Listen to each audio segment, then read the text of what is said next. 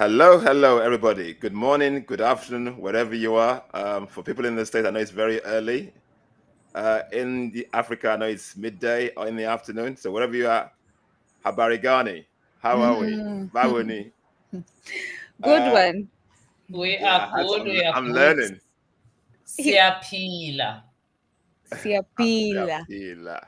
What does Siapila mean? And Mama Khanyisile, what language is that? One of our languages. It's Zulu, Xhosa, Ndebele, Swati, all four of them. They are called the Nguni languages. Yes. And We that's the Interesting. all same come, place. we all come from the Nguni Empire, whose Yeah. history has been lost. Yeah. Wow. Yeah. Okay, and from my Yoruba language, I say "Eku with you." That means how are we all doing? And I guess since Okay, we are speaking our mother tongues, Mwa Mukata. there we go. Fantastic. Kamba. That's Okay, Kamba. That's Kamba, no. yes, yes. Yes. Okay, this is another episode. Basically, what we're doing is a fundraising for Ubulungisa, Deconstructing African Spirituality, the untold story of the African warrior woman. It's another fundraiser, guys. Basically, this is about the third. This is the third one, isn't it, Nduku? Yes, it So this is the is. third Yes, episode. it So is. fundraising for the book. This is the book that we need to get on the shelves. We need your support. We need the money. We're not there yet, but we're striving to get there. So basically, this is basically a community effort, worldwide effort that we need to get the money to actually get this book on the shelves. Some people have already bought they pre-ordered, and we need a few more of you to pre-order the book. So basically, this is a fundraising event for Ubulungisa, Deconstructing African Spirituality, the untold story of African warrior women. Once again, my name is Oladile Dosumu. I'm the co-founder of Emerging Alkebulan. My sister, if you want to introduce yourself, and we'll let Mama Khanyisile introduce herself and take the show away. Mama Khanyisile, I'm so happy you've become part of the family because you know the routine. We don't have to explain to you the whole thing with introducing ourselves. Hello, everyone. Habari gani, karibuni, asanteni. Like Oladile said, we are nowhere close to our total goal. Our goal is $20,000. We are currently at $1,237.42, not even halfway point. So if you have a rich uncle, if you have a rich grandfather, if you know a white man or woman who wants to repair the harm that they have done, just let us know. There's a place that they can send the money to. The name is Nduku. I am the host of Kumbukeni, joining my brother and our sister, our Mama Khanyisile, to celebrate what she has put on paper. She has taken a story that is much needed in our community right now. And part of this part of this project is inspiring our African writers to put out stories that are written from our perspective, reclaiming our narrative, but also liberating them in that they're not being exploited by Western entities. Recently, I was just talking to someone in Kenya, and they told me there's a company. It has a Kubuntu name, but it's run by a white man, and it takes 70% of writers' work, and it gives them 30%. 70%. And a lot Wow. of Kenyans are yes, and a lot of Kenyans are submitting because they have no choice. They're broke. Yeah. So part of what we are doing is liberating our people so that they have an avenue to get 100% of of their work. So Mama Khanyisile, karibu. Asante sana, ngiyabonga. I'm sorry I cannot switch you on. My internet is very unstable. Just do it to show that this is me. You're not making me up. And then I think I'm gonna switch off as I continue. Yes, welcome to the third edition of our monthly book pre-sales and marketing. I can't believe we're already on the third month. When we said our last one will be Nice. in August, it looked so far away. Yeah. Yeah. I think I echo your sentiment of liberating ourselves, Nduku, because I did the rounds, as I explained in the very first one. I mean, UNISA of the ones I consulted, I'm not media. UNISA was one that was giving the highest rights, and that was 13%. The white men is still giving 30. Well, okay, they were giving me 13. So yeah, it's a serious ripoff. It has made me understand why a lot of artists die in poverty, because Yeah.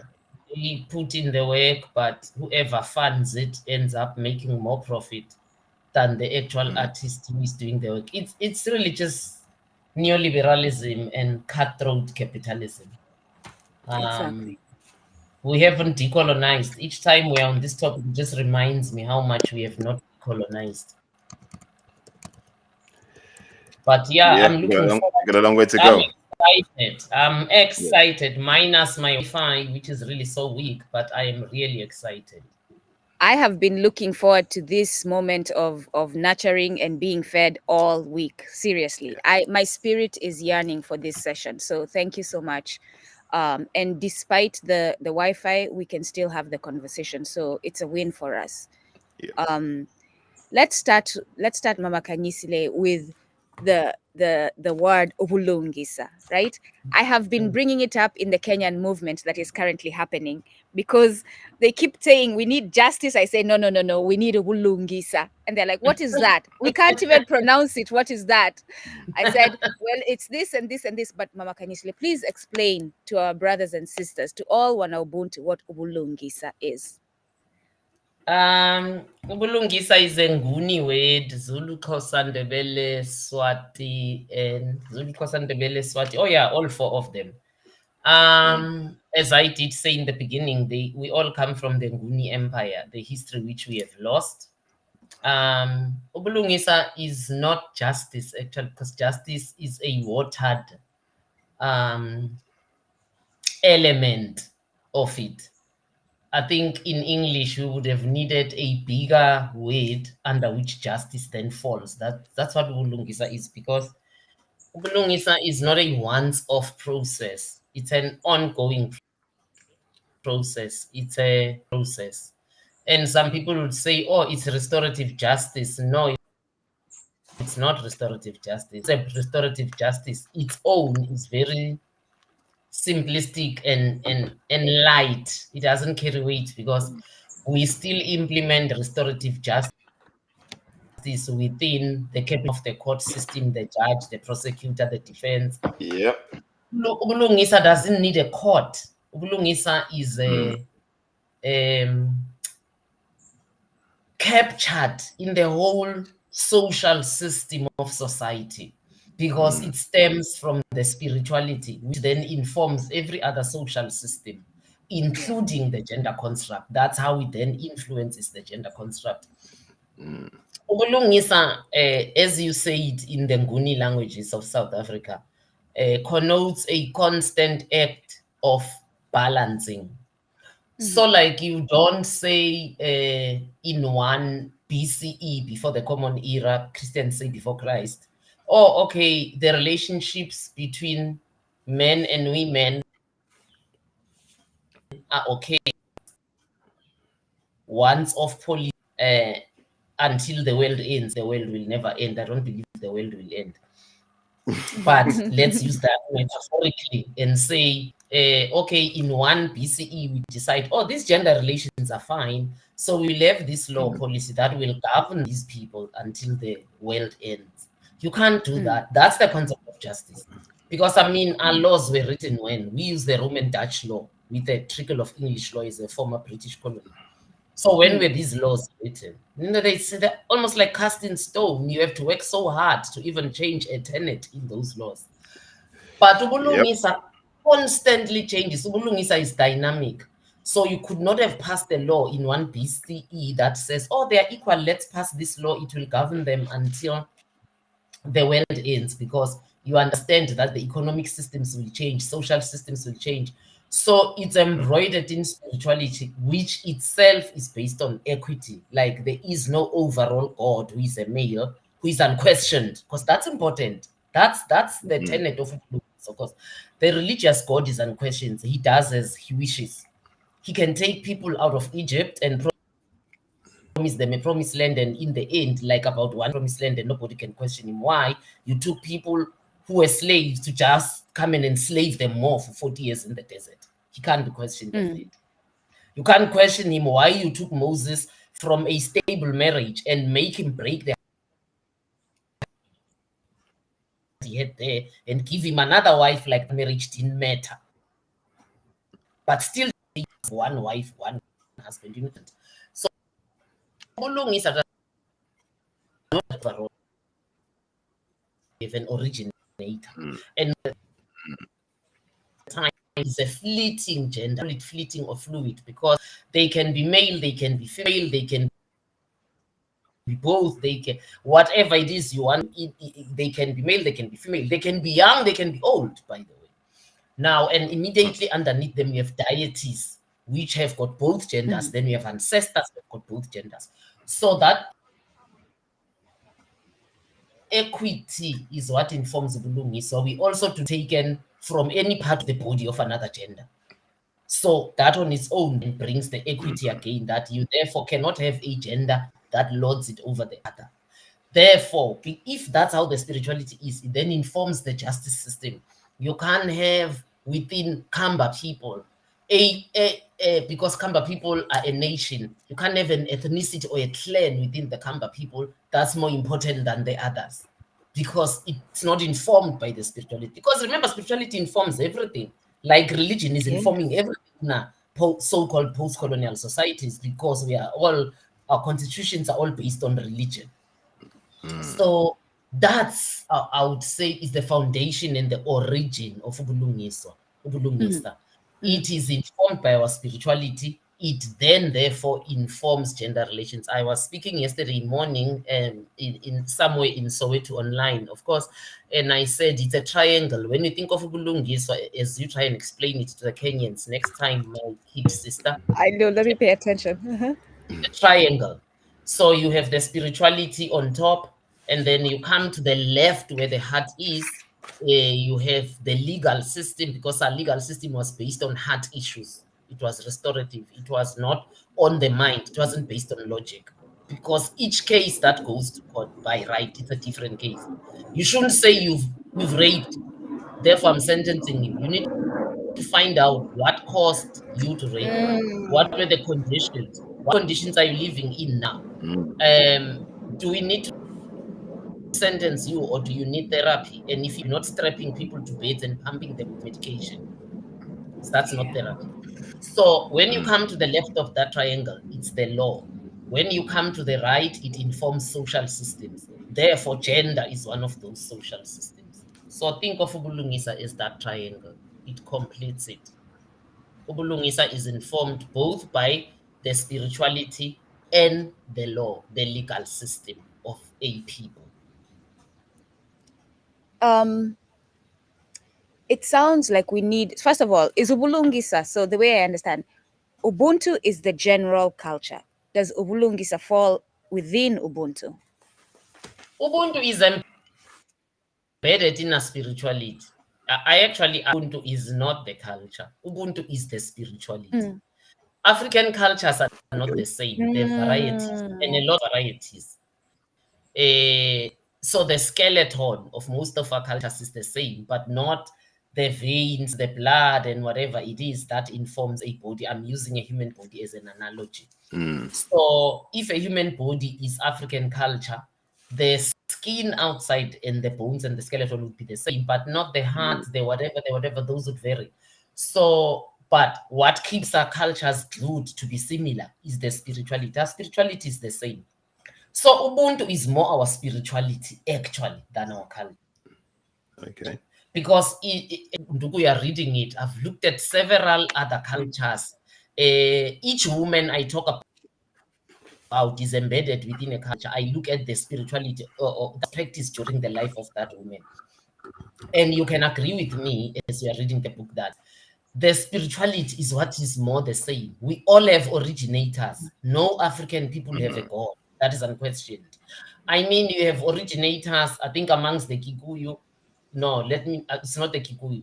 There's a particular one in the book, where brought the people on earth. They were gaining more wisdom and becoming more intelligent and starting to question, which the originator allowed, but the originator was just like, I am so tired of all your questions. I'm just gonna recuse myself from this realm where you are, because it means you are grown up enough now to can rule where you are. So take over, I'm gonna retreat to my realm, and you will come to me when you need me. That shows that that's not a question. It's not God. God would have said, you're going to hell, you irritate me, you know, I created you, now you're questioning me. If we follow the religion, God would not have. Yeah. I want to say it was one of the West African nations It's that you one had of the mentioned, West but go on. African.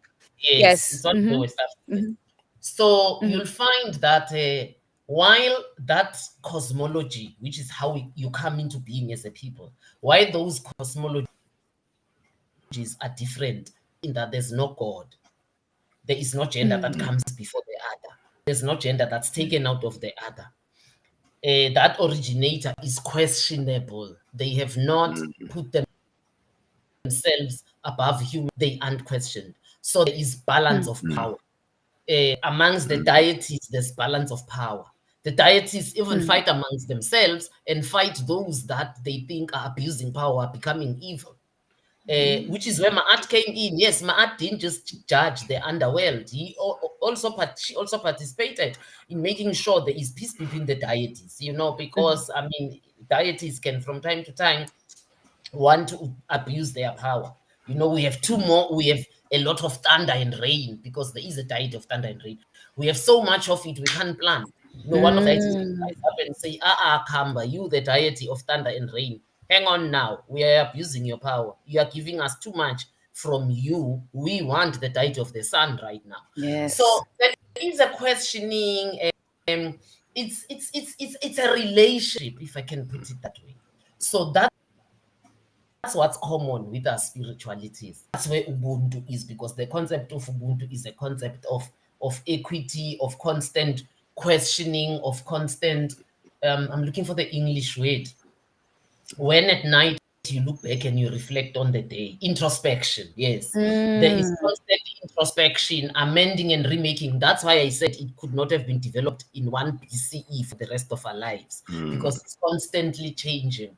It changes with the times. So that's the concept. And most of our societies understand that life is in the blood. All of our spiritualities understand life is in the blood. So we all need an animal for a sacrifice, to cleanse, to ask for attention from ancestors. And all of us, our spiritualities are the same in that the blood comes at the end. It is mostly for more serious things. Otherwise, we use the elements of nature. You know, we use tobacco, which stands for the soil, or some use the soil itself. We use water, which stands for the water element. Sorry, we use incense, we call it impepo, which stands for the vegetation because it's green and it's from the field. We light impepo because the act of lightning brings the element of light or fire, which is part of the elements of nature. We pour libations because we believe the ground is the source of all life on earth. We also keep the water a bit in our mouths and we spit it out. When we spit it out, we make like a wind sound because that stands for the wind. So we all use that for minor things, you know, just to connect. It's serious things, then we will slaughter, then we spill blood. So you'll find it is the same everywhere. And we also, the human, I call them mediators, or the human bridges between us and ancestors, what religion would call priests or imams in Islam, whatever. You'll find that for us, they are questioned. They are not unquestionable. You know, like we have a great story of Inkosi Shaka. Inkosi means king. I don't know if you know it, where he just felt like, yo, I'm thinking that we have too many false Izangoma now. Izangomas are seers. It was like, I'm thinking we have had a sketch of a lot of false ones. But remember, for us, king had to be more attuned to the ancestral world than any other person. So he woke up one day and he told his council, and they were like, no, but how? We don't think so. Cut a long story short, he said, no, I'm going to run an exercise. He killed a goat. Well, not himself. Obviously, he had attendants. Smeared the blood on the door to his entrance to his palace, or kraal, we call them. And then he called a big indaba. Indaba is the square where we all resolve our things. That's another common thing. It comes from our spirituality, because we believed that you speak first before you can fight. So we all had that square. We call it Ibandla. The Sotho people call it Lekhutra. So he called the whole nation there, and he said, someone tried to kill me, and I escaped, but there's blood that is evidence that got smeared onto the entrance of my kraal. I want to know individually from each seer that comes up, tell the nation who did it. The story says they all were pointing people, and when you were pointed, you were pulled one side. People are waiting to be killed now because they're trying to kill the king. That's treason. So they were all pointing people, and then there's a last old woman, and funny enough, he took her last. She didn't come before the others. This old woman came and she said, I'm too scared to say who did this. And the king said, speak, because if you don't speak, you're going to die anyway. So just speak. And the old woman said, it is you that did it. And then Shaka said to his council, I told you that we have, in the last period, I don't know how, amassed a lot of false seers, and they were all killed. Yeah. He didn't spare them. He didn't spare them. So, you find that that's the Ubuntu then in our spirituality, that even the human bridges between us and ancestors, as in your seers or your doctors, we call it inyanga, whoever, they were also questioned. They were questioned by the royal council, by the king, by the people. The people could come and report to the king and say, but we think that Ndugu is actually no longer a seer. She borders more on witchcraft, because she's giving people things to kill others. She's giving people things to do this, and then you would be called onto the square. So nothing was unquestioned. That's where our Ubuntu is in our spirituality. You can't do that with the Pope. I mean, they're unquestioned. The Pope wakes up tomorrow. The Pope can wake up tomorrow and say, I have decided that Jesus is no longer coming. There's nothing that the Catholic Church go with what the Pope is saying. Jesus is no longer coming. He changed his mind. The Pope has the authority to say that. He can wake up and say, oh, I think that communism is a better system than capitalism. All Catholics will suddenly start speaking communism. They have no right to question the Pope. So that's where Ubuntu lies for us in our spirituality. Then it informs the culture. Oladele, it's reminding me, and Mama Khanyisile, it's reminding me of our story with Solomon. It appears Solomon was not the wisest king man on with that story you just gave. It appears he was not the wisest. Oladele. Yeah, what can I say, man? I'm just digesting and divulging what you're saying, sis. Guys, we got the tiers there. I'm just got the first tier there. It's on the screen. It's a bronze tier. It's just a donation towards the book. We get a thank you notes from Khanyisile, and obviously the link to purchase is on there. Overall, guys, all you need to do is go to www.mamakhanyisile.com. All the tiers are there. Your donations are very, very, very needed right now. We are way behind in terms of our target, so we need your help. We need your support. Please support this. I'll say this the momentous book. It's a book that's going to be on the shelves. Yes. It's a book that kids are going to read in schools. It's a book that's going to deconstruct and decolonize our minds, because basically this is our Kebalan history. So please, guys, the bronze tier is on the screen. Just go onto the website. It's www.mamakhanyisile.com. Just click the link and go for which one suits you, which one you can afford. And if you know people who are interested, and people who you think would like to have this book, please, you can buy 5, you can buy 10. You're more than welcome. But the more we purchase, the better to push the book out when we're expecting it. So thank you, guys. Yeah, thank you, Oladele. Mama Khanyisile, in the book, you focus on, and this was something that I found pleasure in, you focus on what Nsi Ubuntu was before it was Africa. How did we live as a people of this continent? How and what did we believe? As compared to other peoples, why have Wana Ubuntu ended up with the most misogynistic, homophobic, patriarchal, and women oppressive culture? Has it always been like this? Please explain this approach. Why did you go back then, before we were invaded? Why did you make that intentional move, I guess I would ask? I think the story of the Hausa as a people is what inspired me to actually go back. That's the beauty of being African. Doesn't matter if I'm not Hausa and Hausa people are located so far away surrounding West African areas, but their story and prompted me to go back. So, like where Hausa people are now is where ruthless patriarchy is ruling, actually, or reigning. It is where, if you are found that you are committing adultery, you could be dragged to the town square and stoned. But whoever you were committing adultery with could themselves be a married man, but it's not even in question. And even if they are not married, I mean, they went to bed with a woman they knew fully well is married. So if we are going to be using that level of self-righteousness, we should punish both the woman and the perpetrator, whether they are married or not, and I say perpetrator because they are never counted. So, but I then discovered what they were before.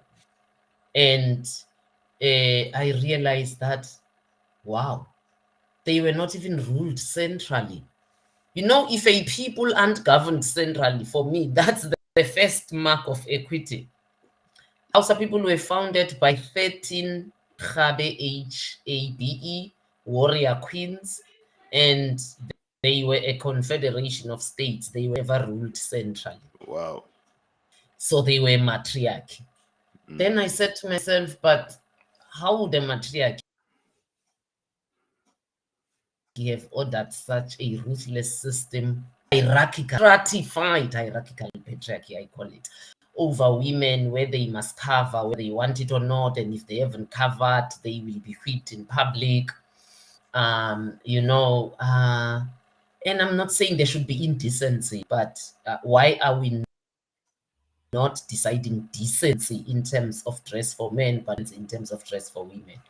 That's one. But also, this is a hot continent. I know that African women's bodies were fully covered until they appear only with the eyes or the forehead. We never did that. It's too hot to do that. So it bothered me, and I said, okay, it means from when they were formed until now, something happened in between. Obviously, I mean, Islam and Arabization arrived here in 639 AD. That's for those who are Christian, common era for us, because that AD, Anno Domini, means after Christ in Latin. CE for us, common era. They got here in 639, and around 642, they had completed their North African campaign, and they were spreading towards the West Africa in the East. And you know that the process of Islamization went hand in hand with the process of Arabization. Just like it happened in the 1400s with Europeanization and Christianization. I think I'm not being ugly and I'm not attacking any religion, but please understand that to convert to both religions at the time, you had to have what was called a Christian name and a heathen name. You had the Arab name, that's why they are Ibrahim, all the other names that they are. But what are their African names? If they even still remember them, some of them. Languages were lost because Arab was more prized over Arabic, more prized over our languages. Same thing happened with European languages, more prized over ours. So the Hausa example said to me, okay, if these are just the Hausa alone who were like that, and then Islamization and Arabization happened, and then in the 1400s, the slave trade of the Arabs too, let's not forget to mention it. And then Christianization and Europeanization happened through colonialism. I then said, okay, it means what they are now actually comes from foreign religious intervention and culture than it comes from the original Hausa culture that was at the time. That prompted me to then say, okay, let me look at the other societies. You know, what were we before we have been made into the dust that we are? And I say we are dust because of the three races on earth, that's Caucasian race, white, Mongoloid race. My daughter always tell me one of these words is not politically correct. I don't know which one. So I yellow Mongoloid people, yellow people, or Arab people, or Oriental people. She tells me one of them is not right. Then you have asked the Negroid race, that's black or African people. I say we are dust because if you look at the three races now, the race that's really at the bottom of the social ladder is us. And at the bottom of that social ladder, being us, the Africans, the man is still above the African woman. We are really at the bottom less pit, if I could put it that way. Yeah. The bottom of the bottom. So, and truly, it means everybody steps on what they are getting. Europe is still getting richer at the expense of our minerals. They still dictate to our presidents what to do. Actually, the president of Burkina Faso, Ibrahim Traore, was speaking about this in a video that Oladele sent me yesterday. He's speaking exactly about this, that they run the world like in a pyramid. I mean, all that matters is their things, their systems, their culture, their profit, their superiority, their everything. And that's what's protected above everything else. So it prompted me then, the Hausa example, to say, okay, if that's what happened to them, it means we also just like today in calling African culture, which are originally not ours, you know. So we've just become the dust that we've become. Not because of our own choice, but because of foreign intervention, as in slavery, as in colonialism, as in neoliberalism now, but also because we didn't decolonize. So that was the motivation, my sister Ndugu. And then just quickly, the last part of your question was live. Well, I'm glad you ended by asking what is Ubulungisa, because that's how we lived. I explained our spirituality just now, and I explained that it didn't anybody that was unquestioned. You know, even kings and queens were not unquestioned. Like the saying in Zulu that says, a king is a king because of the people or his people. Because if you came to a point where you thought we can't bear the yoke this king is imposing on us, it's just unbearable. We can't take it anymore. You had a right to organize yourselves and just trek away. That's how Ndebele people was and ended up in Zimbabwe. So that's how the most people left Shaka with Soshangan and trekked away. People were allowed to leave if you felt, and we had the land. Remember, we did not have Kukemurs that came and owned the land. The land was vacant, and for whoever you claimed it, found it empty. No one was in contestation. It provided with enough rain that you can make habitation there. You made habitation. So people moved all kingdoms or queendoms, confederations. They felt that they're no longer serving them, and they founded their own. So, yeah.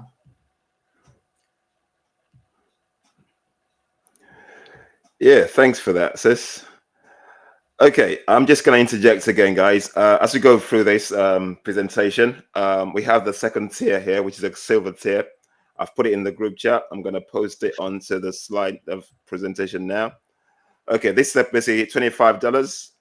It's basically a copy of the book, discounted price, a thank you note from Mama Khanyisile, and obviously we're going to have a close gathering with Mama Khanyisile on August the 9th.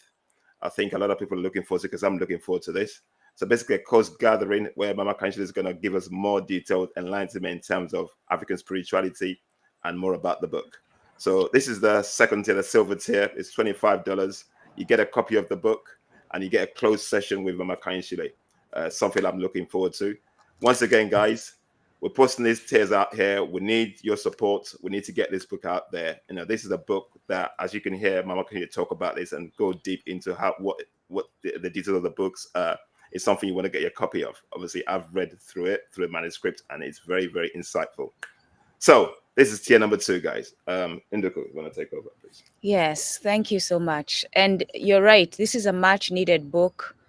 If you're seeking to learn more about African spirituality, if you are a woman who is confused by feminism, and you want to understand where we Wana Ubuntu are positioned as far as that goes, this is the book for you. Get away from the Western confusion of equality and come back and understand our role in community so that we can heal our family.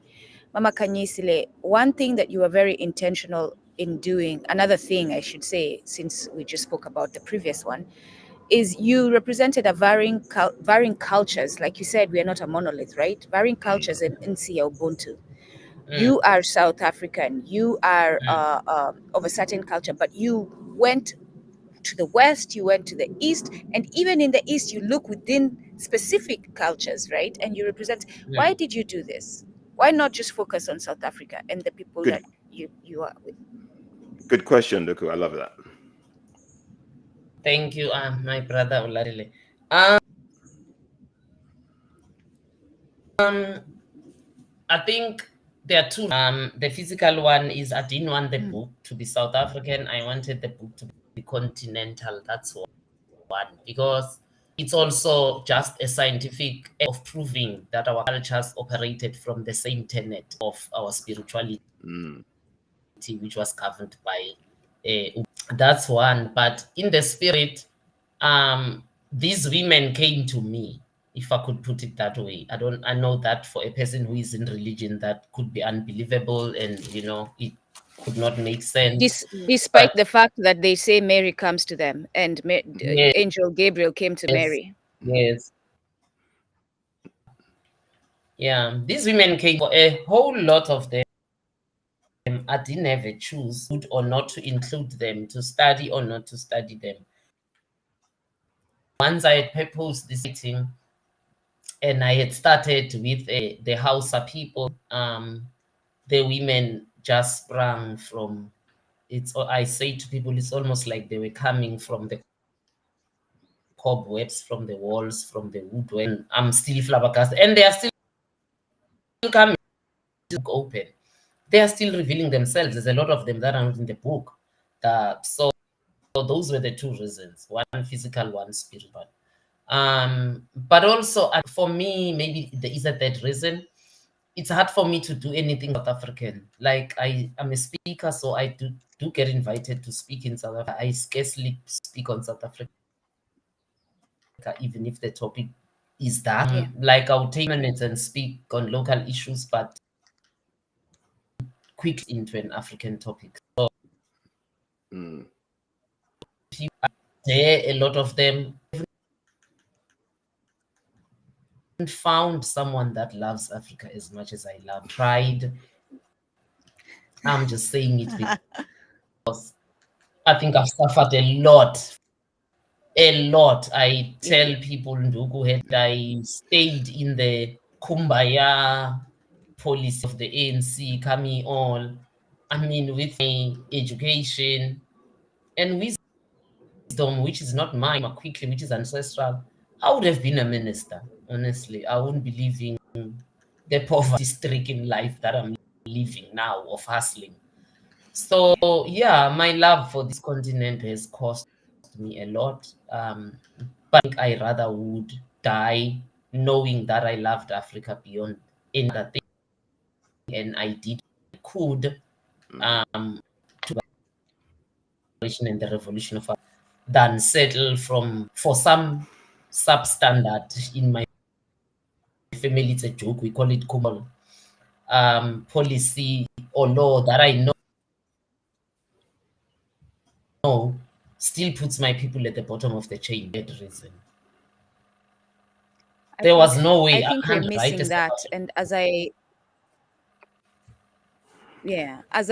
interact with Kenyans in the movement that is happening right now, there is a lack of love for our Africa. We are lacking love for our Africa.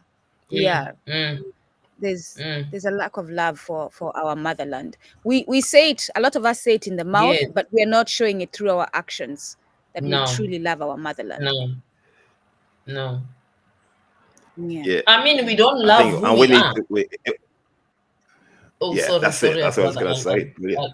I'll Yeah, let you it's come okay, in sis. now. I was exactly gonna say exactly. I was gonna say exactly that. The fact that we don't love Africa, that means, like you just said, so you took the words out of my mouth. So I'll let you carry on. Yeah, we don't love who we are. Oladele is Yoruba. Most people who live outside of Nigeria, like him, do not actually even miss home at the rate at which he misses home. That's one. Right. Two, they don't have the desire to go back. I mean, they don't want to leave England and go back to Nigeria.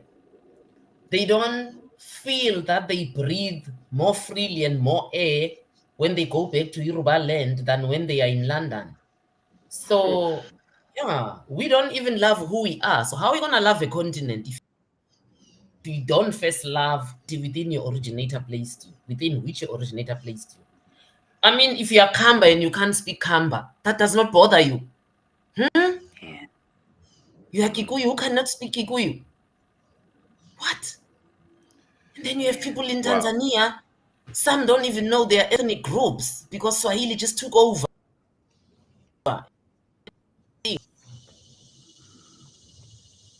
Yeah.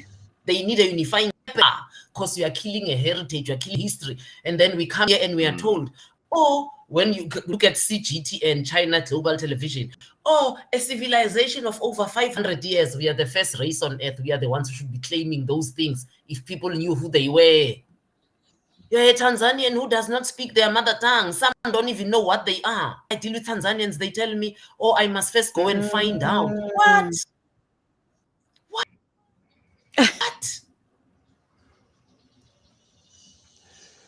We need a healing. So how are you going to love your people and your ancestors that came before you? How are you going to love a continent? Sis, can I just ask, in terms of you're talking about the love, how do you link the love and our spirituality together? How can those two things work? Because we need both to work. How can you link both? Because we can't do one without the other. Our love and our Ubuntu. Yes. Yes, I love brilliant question, my brother.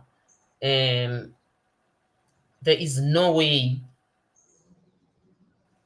you are going to comes from appreciation, isn't it? You love your wife because there are things you appreciate in her. When you first meet them, you don't know about them. Most of the time, what you appreciate is the physicality or how you heard them talk or how you heard them sing, depending how you met. Then you live with them more and they keep revealing even more and more things that we are in awe of, you appreciating them. So all love is based on appreciation. Now, how are you going to appreciate who you are as a Kamba, as a Yoruba, as a Swati, as a Zulu, as a Mosotho, a Chewa? How are you going to appreciate how you are as a Hausa, as a Fulani, Ibibio, as an Igbo? How are you going to appreciate all of that if you are not in the spirituality? Because the spirituality that makes you go like, I'm in awe. As I say, I was in awe of how the Hausa people organized at their formation. I'm in awe of how Yoruba operated as a confederacy, in that they never imposed their language on you, but you knew conquered at war by the Yoruba kingdom. We pay home at the time of harvest. We have to take a certain, it's like paying your taxes to them. You are part of their confederation, but the language and culture.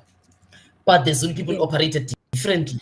Shaka was about wielding a small Zulu, because that's what they were at the time, into a big nation. So he wasn't about, you can't, we're going to make you part of us, you're going to adopt ours.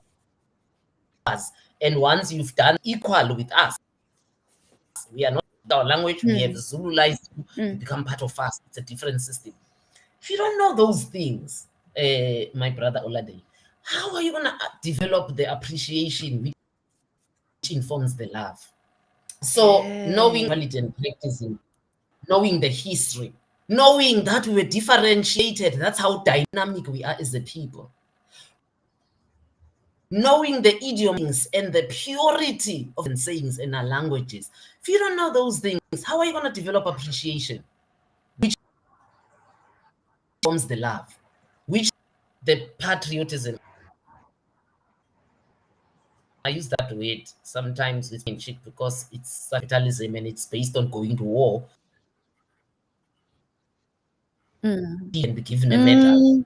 So I use it with So I love the question that our brother Oladele has asked. If you don't have appreciation for self and for other selves, because we don't come as one entity, we are African. We are 54, 55 with Western Sahara countries. But if we don't go by those colonial borders, 2,000 registered languages, and I'm told more that are unregistered. So those are the selves, because each language is tied to a people who are an entity or of self-identity, of national sovereignty on their own. So those are the selves. So if you don't appreciate yourself, you don't appreciate the other selves who can, then how then would you self if you have Mama Khanyisile, I'm just gonna add this to it. I'm just gonna add this to what you're saying, and I want you to put this in context. So you're talking about love and Ubuntu. So the love in Islam and Christianity, can that be linked to Ubuntu? Could it? Because a lot of people will be saying, "Oh yeah, okay, there's God's love, there's Jesus' love, there's whatever." Can that be linked to our Ubuntu? No, because there's no one who's irredeemable in African spirituality. That's why we don't have the concept of heaven and hell. So there's no place where we throw away irredeemable and we burn them for eternity. We perform cleansing ceremonies for you to a point. We see you in our dreams. And when seers tap into the underworld and they speak to other ancestors, and they can even tap and bring you up and see you are restored to your people. Remember, for us, when you die, you don't suddenly get restored. It's a journey of cleansing. So no, the love in religion and the love in our spirituality is the same. I have just made the first fundamental difference. We don't have a dumping place where we burn irreparable people. So we have no soul that is irreparable. That's one. Two, in a world that will end. This world is so dynamic, so beautiful. I know that the white man, through capitalism and imperialism, has really done things to this world that are unthinkable. But it's still a beautiful world. We don't believe it will come to an end because is the originator in Shona or Umvelingang or in Kamba. What do you call them? Mulungu. Mulungu. In Yoruba, what do you call them? Agbajowo. Abajowo. You don't believe that at a certain point you will be so out on the world. Can you mountain the grass? They've done nothing. They too are suffering the act of cruel humanity. But the Christian God is gonna destroy both alike. We don't second fundamental words. The world is not gonna end with us. The world is precious. And the humans need the world. The world doesn't need humans. It's the other way around in Ubuntu. That's why we have to take care of the world. Yes, the world tell them. Tell them. The world can go on without us. We can't go on without the world. The third fundamental difference in that love, Oladele, is that we don't have a system of worship. Moari, Umvelingangi, Mulungu, they don't demand worship from us. Constant worship, kneeling, raising 5 times a day or the rest of your lives. Wake up at 4 hours. Those acts do not bring you any closer to how they view you. They just love you irrespective, unconditionally. You don't have to do anything to earn that love. They are part of you. You are in them and they are in you. So you observe the tenets in spirituality, which is the culture. Them, we are breaking the cultural code. That's why we are there to bring mental trends.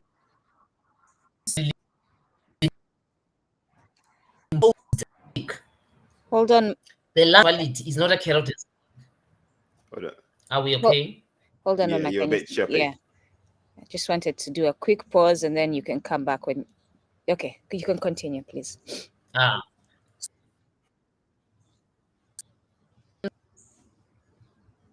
Religion is a carrot and stick. The love spirituality is love. There's no place where you're going to be bent foot because there's goodness in the card you practice. Therefore, you do good. You are raised within a culture that's on Ubuntu. So you are umuntu because others are abantu. You are a person because others are people. You are not a person bless you more. You are a person because hell. You are not a person because you get double blessings. You are not a person because you bought the pastor a car. You are not a person because you tied. Tell me about that. You are a person because you are a person. Yes, you are a person because you are a person. Mama, you're a person because others are.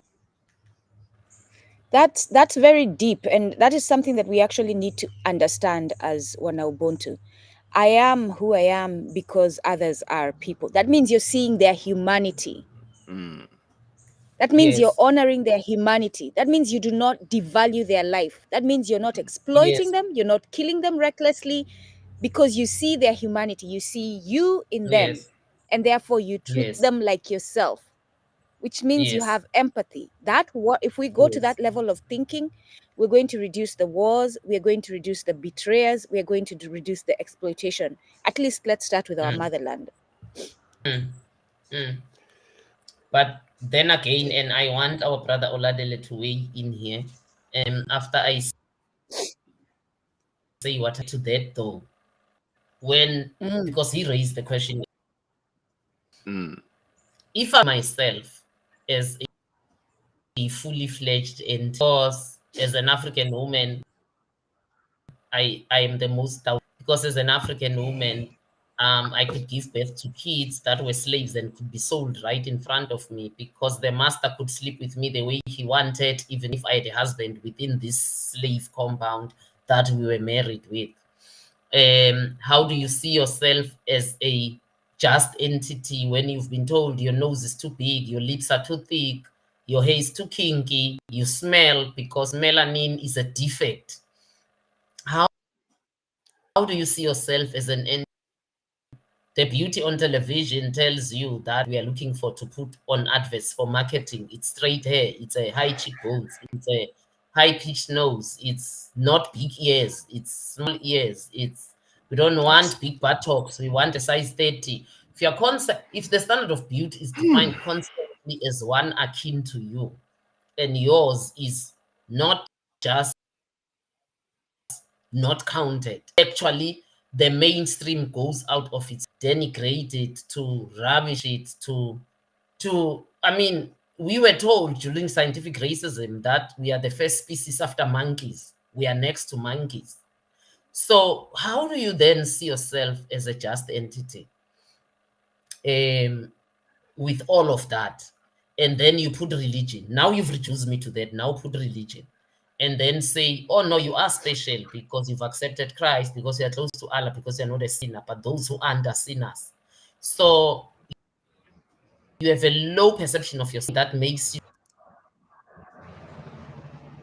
think we are something, is an external entity, but look at them as that close to monkeys because you found this that gave you edge over them. So with all of this confusion, how do you come to a point where you respect each other? If you really want to see what we think of ourselves and therefore of each other, what we think of ourselves. I like it in South Africa because we have Indian, we have African, we have white.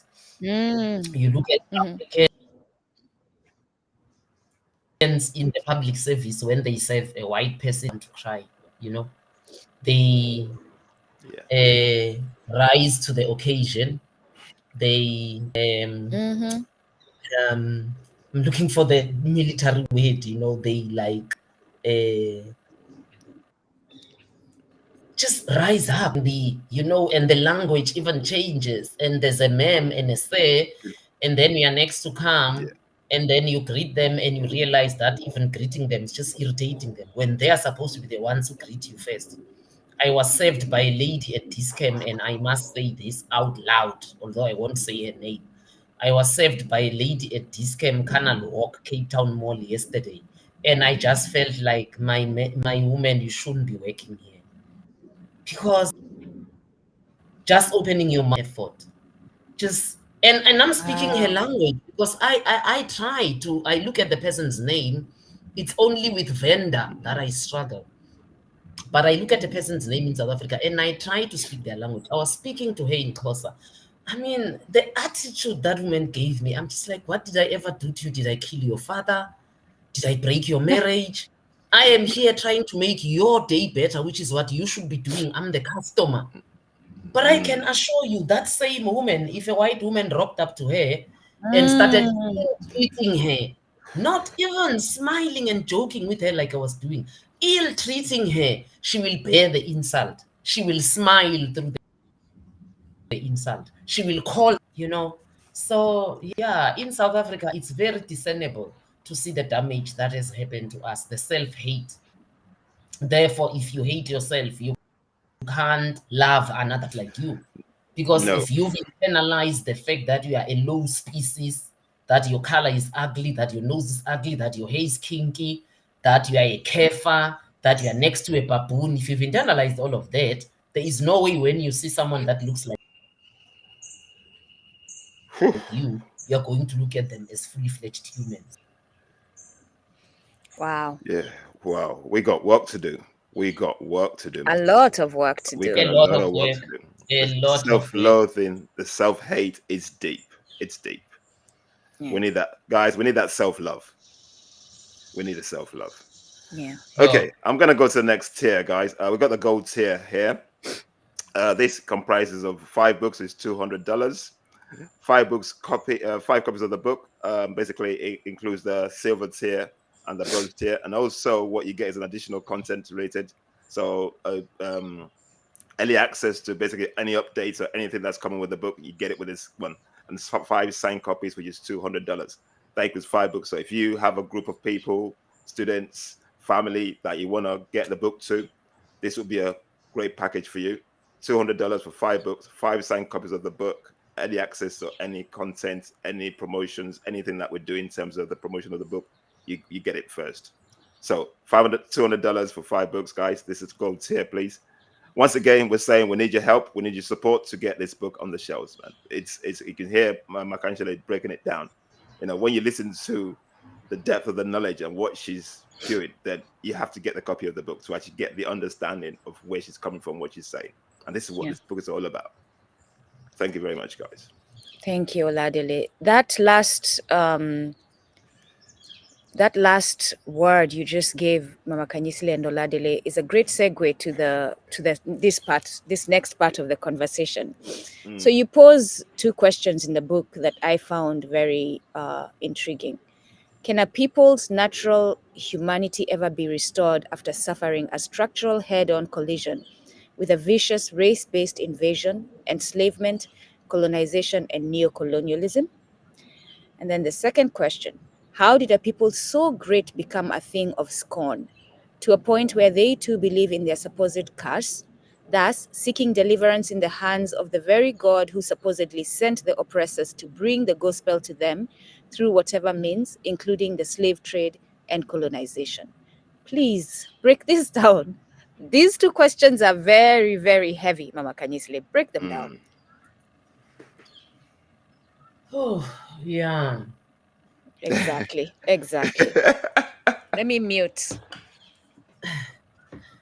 I think that the example that I just gave tells you that there is no way Africans have woken up from two slave trades. Well, the South, the Arab one didn't touch us a lot in the South, but I mean, it ravaged in the North, in the East, and in the West.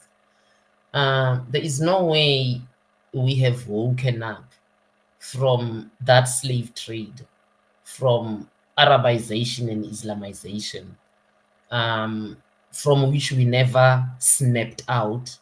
And in 1400, Europeanization and Christianization with full-blown colonization, first slave trade, then Europeanization and Christianization, and then full-blown colonization, which has not ended, because we are now in neo-colonialism, which is really neo in Latin means new. It's a new way, which is economic and cultural. I think which is worse, because if we are enslaved culturally and economically, that's why we can't shake off religion. That's why we get so angry when religion is confronted, because we are economic and cultural slaves. Because Christianity is a culture. Any religion is a culture. That's why I call it Christianization and Europeanization. To be a full-blown Christian, you need to be Europeanized. And if you are not, you need to be Israelized. That's why they go to Israel for pilgrimage. For a proper Muslim, you need to be Arabized. That's why they go to Mecca too. Why is there no Mecca in Africa for Very Arab Muslims? interesting question. Why can't Christians have a pilgrimage in Africa if Christianity is homegrown within Africa? And I know Ethiopians like to tell me, oh, it didn't come with white people. I'm sorry, can you go to the book of Acts 16 and see that one of your eunuchs converted? It's still not homegrown. It's not who you were before Christianity came on the planet. One of your eunuchs converted and then converted all of you. So don't tell me, oh, it's not white people. I don't care. You are still converts. It's not homegrown with you. Anyway, there's no way we have woken up from that, my brother Oladele and my sister Nduku and the listeners. And I'll tell you why. Because those were systems that took years to be planned and that took years to be implemented. Arabization and Muslimization started in 639. It was only questioned in 1400 when Europeanization and Christianization came on Africa, fighting Arabization and Islamization over us. We have communities to date in Nigeria that fight about whether I'm Christian or whether I'm Muslim. And I'm just like, what a useless fight. It's both two useless religions that have done nothing for you, that are external, that came here to colonize, and you're killing yourself over them. But anyway, that's how that cookie crumbles. Anyway, we can't have woken up because, as I said, these were processes. It took years planning them. It took years implementing them. Arabization, as I say, 639 until 1400, 6, 7, 8, 9, 10, 11, 8 centuries. A century is 100 years. That 800 years of operation. And then Europeanization and Christianization comes in 1400, 14, 15, 16, 17, 18, 19, 20, 21, 700 years. So if you say 8 and 7, what do you get? That's 1,500 years of being told who you are, not from a book that respects you. You are told who you are so that you can feel so dirty about yourself, so you can convert and seek a savior either in Islam or in Christianity. 1,500 years of lack of self-determination, lack of territorial integrity, lack of national, lack of cultural sovereignty, lack of spiritual sovereignty, lack of indigenous sovereignty, lack of everything that makes a people a people. Now, how could we have woken up from that? When the process to wake up from that is called decolonization, but it has not happened. No. When was Kenya given its independence? So-called 63. independence? 63. What was the date? I don't even remember. I don't blame you. December 12th or something. Okay, something like that. Something like that. That's how the lie goes. It's fine. Let's work with December 12th. You do realize if it's December 12th, you slept on the 11th of December as a British colony. You woke up on the 13th of December. You hoisted a flag. You sang a new anthem. you elected a president into the same structures, by the way. They were not dismantled. And then you called yourselves independent. Now I ask a legitimate question. Did you decolonize within 24 hours? You decolonized between when you went to bed on the 11th of December until you hoisted that flag maybe at 11 if it went up on the 12th at 11 in the morning.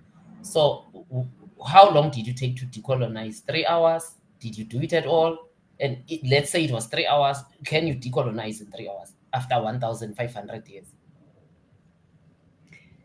Do you know, Mama Khanyisile, as you tell that, it reminds me of a story of the Kenya Land and Freedom Army, the erroneously known as the Mau Mau.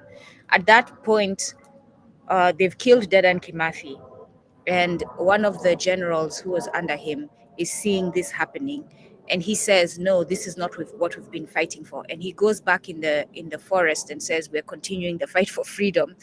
And Jomo Kenyatta sends black military to go kill them. And we have continued to say we are independent, despite the fact that that warrior and his fellow warriors said, "No, this is not what we've been fighting for. We still need to continue the fight for freedom." And they were killed by the supposed president who took over.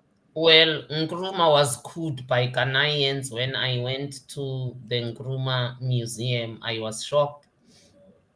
Ghanaians cooed Nkrumah while he was on an external visit. Why? Because they said he's not Ghanaian enough, or he loves Africa more than he loves Ghana. Everything is about Africa. Yes, and Ghanaians don't dispute it because they are taught this even wherever they go and meet Nkrumah's writings or go to the museum. So Nkrumah was for Africa, and Ghanaians felt therefore he wasn't for Ghana. I saw, are they not African? Or what were they at the time? Didn't they see themselves as African? That's one. So the same Nkrumah who told us, if you World Bank, this is what you will become, vicious slaves, and you will not be able to break out of that cycle. Ghana is now in debt distress. They defaulted last year. And I was just like, I don't know if I should feel sorry for Ghanaians, because this is a bet they made. They should sleep on it. Because had they not taken Nkrumah out in the cruel fashion in which they did, they would have been the first really truly independent. You know, they said, of course, we have not implemented even up to of them. Yet we keep claiming that we are free. Yeah, no. I don't think we have shaken the yoke of slavery off our shoulders. We have not shaken the yoke of colonialism off our shoulders. We know we have not shaken religion, because I mean, all constitutions in this this continent, or let me say almost all constitutions in this continent, declare upfront that they either is a Muslim country or a Christian country. Yeah. Even as I was shocked, yes means you know in my language. So Ndugu, I was shocked, yes, because I looked at the constitution of Eswatini, the only surviving monarchy. They live through culture. They still have the Queen Mother as the first. They still have the Queen Mother as the first citizen of the land and not the Queen, because the Queen Mother is the keeper of the national altar. But guess what? The Constitution also says they're a Christian country. So I mean, I wash my hands. So, my dear, those two questions, I hope I've answered you. I don't think we should even dwell deeper, because if we dwell deeper, we will be so depressed when we finish this live stream. We'll either need to go and cleanse, to consult, or to go and just drink and sleep drunk. Yeah, I am so glad you said that. Because just the realization of where we are as a people is scary. It's really scary. I mean, you have defense forces and soldiers in this continent shoot at people who are protesting against heavy taxation. They shoot people for protesting for better services. They shoot at people for protesting lack of water. Huh? Yeah, That's Nigeria.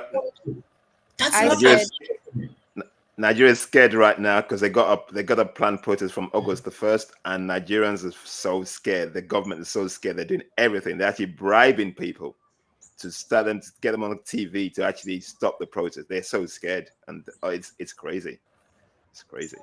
But the funny thing, Oladele, is they're probably not scared because they care about the people. They're probably scared because the massa has called them and said, what is happening to Kenya? Oh, we lost Mama Khanyisile. Hopefully she'll get back in.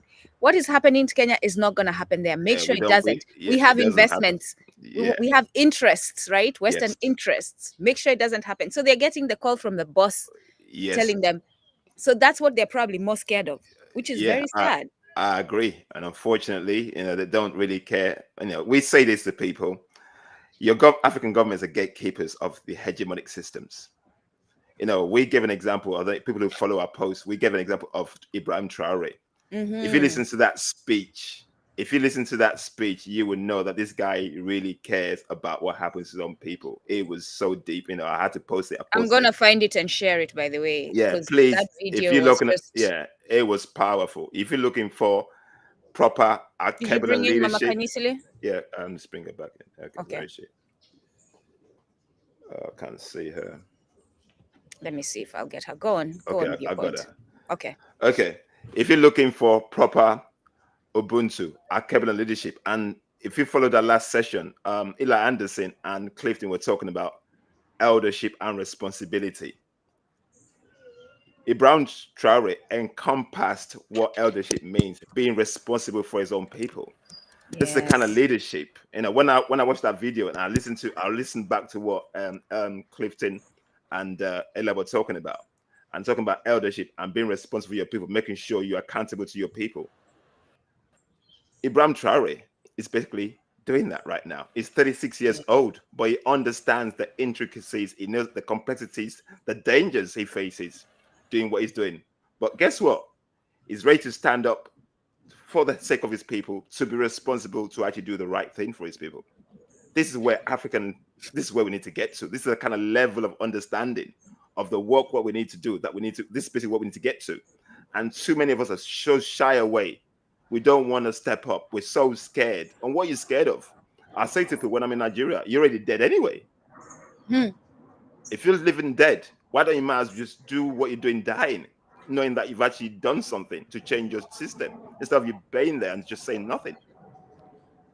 Guys, this commentary by Oladele is coming off of the question we just had Mama Khanyisile speak about, whether we who have gone through all the maafa we've gone through, will we ever heal and return to who we are? Is there any hope essentially for us?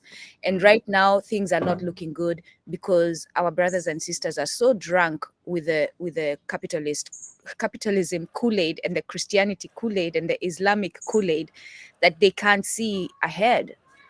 They're literally, what's the word they say when you do not drive while what? What's the word when you're drunk? Cognitive dissonance. Do not drive while under the influence, right? They are under the influence of this infection. Mama Khanyisile, welcome back.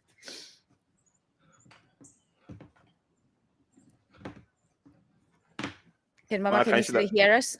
Can you hear us, sis? Okay, on the chat, I'm just going to post this video. If you haven't seen this video, please, I recommend that you go watch that video. That video is powerful. It basically talks about what African leadership should be like. We're talking about the Africa we want. This is the kind of, this is the kind of leadership that I recommend, because it basically cares. It's somebody who cares. Who just wants things to change away from the neocolonialism, away from the control. Us basically being in control of what's ours.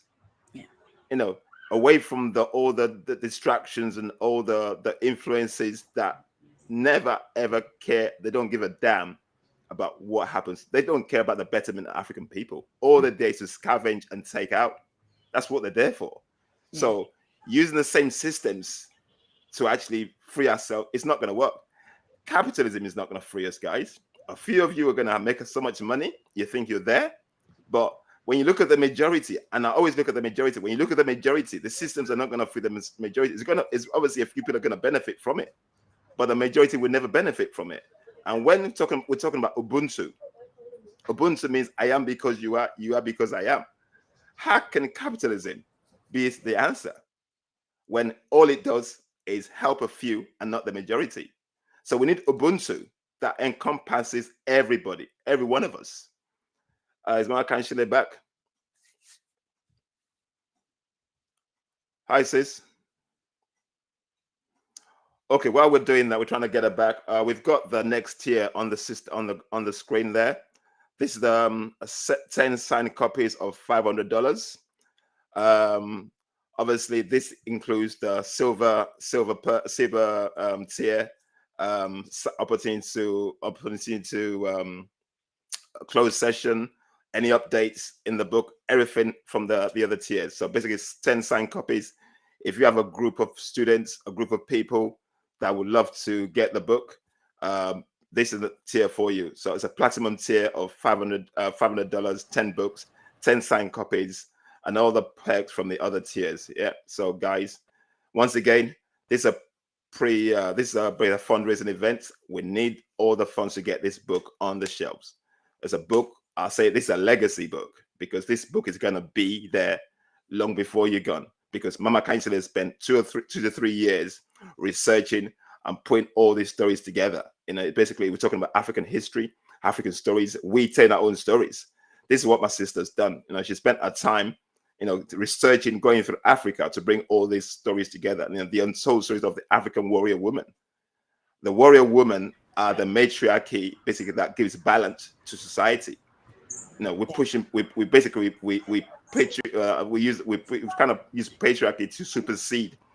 Patriarchy is not society. There's a balance between patriarchy and matriarchy, and she's made us understand that we need a balance, and that's basically what this book tells us. So yeah, guys, please support this. Let's get this book out there. The target is $20,000. We're so far behind, we're not there yet. So we need your support, we need your help. Please share the video, share the links to people that you know. Let's get this book on the shelf, guys. This will be a great gift, Asante Sana Dugola Dile.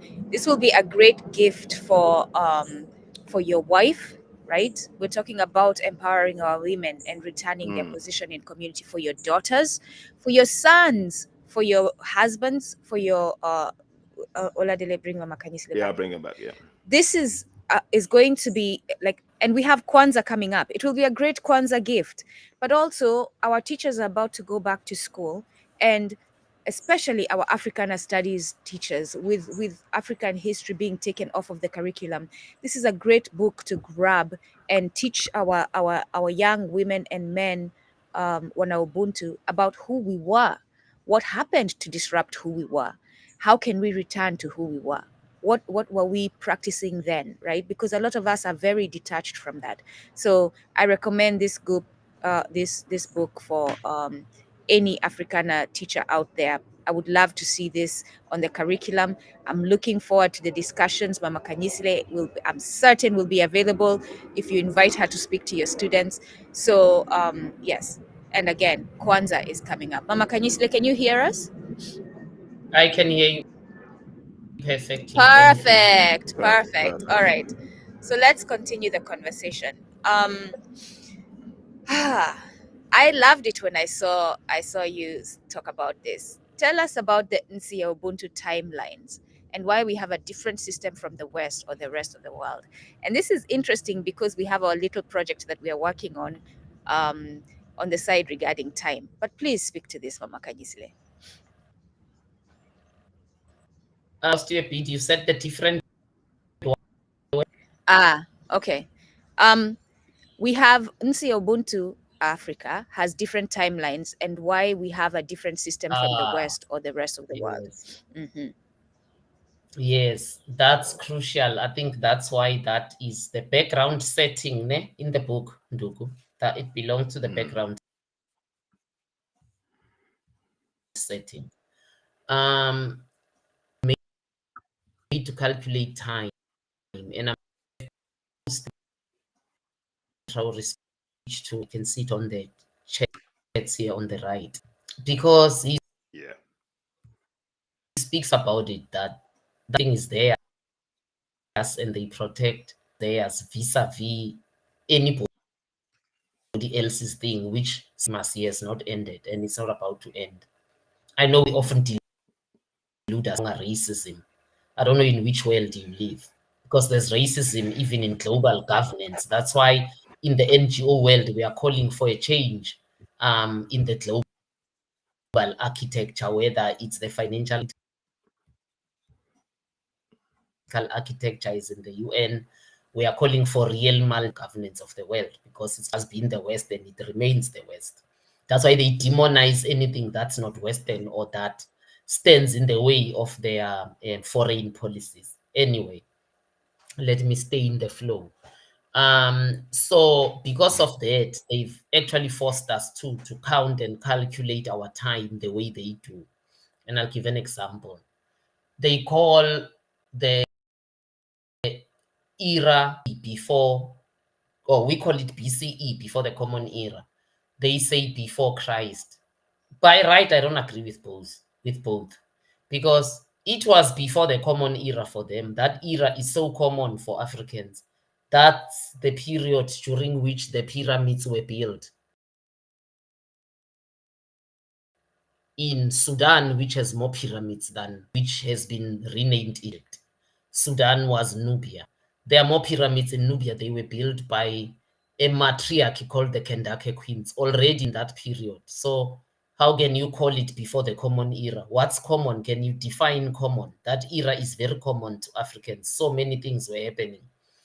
And Nubia is the longest surviving kingdom in Africa, by the way, 850 years I calculated, because they started in that period they called before the Common Era or before Christ, right up to Anadomina. Civilizations were already up and running in this continent, real civilizations. And then they say in AD it's after Christ. I don't know. We are not Christians. What do you want to call that? Then they go between around 476 when the Roman, they call that period the Dark Ages, until Renaissance around 1400. The Dark Ages, while they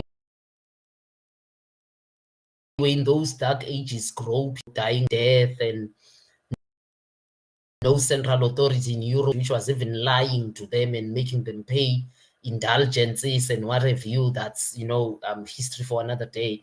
While they were groping in that darkness, what was happening in Africa? You have real empires in South Africa, Mapungubwe. You have Great Zimbabwe. You have Kama. You have kingdom nations. You have amongst the women in that time. You have your Sarina, you have your Idia. So much was happening for us during that time that you can't call that the Dark Ages. We continued okay despite fighting off Islam until the 1400s when they come to us, after they have come through Renaissance. Renaissance, what does that word actually even mean? It means a cultural revolution. Results in them agreeing on white supremacy and racism and whiteness, which they are still championing, by the way, without saying it. So how can we calculate our time like that? Because I think when Arabization and Islamization happened here in 639 and completed its mission of colonizing and Arabizing by 4 something, that's when we start our Dark Ages, actually.